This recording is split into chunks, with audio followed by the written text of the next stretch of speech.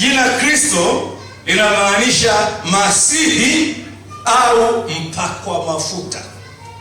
Linamaanisha Masihi ama mpakwa mafuta.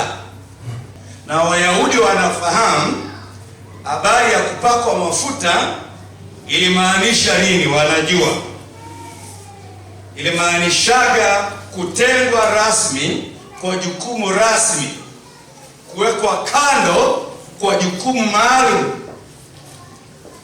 Katika desturi za Wayahudi, mtu alipopakwa mafuta kuwa kiongozi, kama ni kuhani ama ni mfalme ama ni nabii, ilimaanisha kutengwa rasmi ama kuwekwa kando kwa jambo maalum.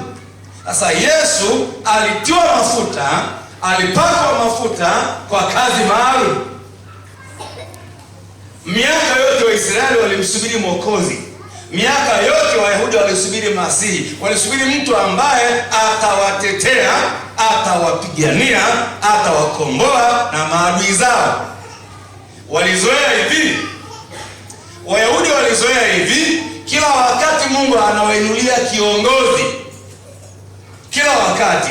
Na akiwainulia kiongozi, anafanya jukumu fulani maalum sana kwenye taifa. Akiinuka Musa anawapigania kule Misri, wanatoka utumwani.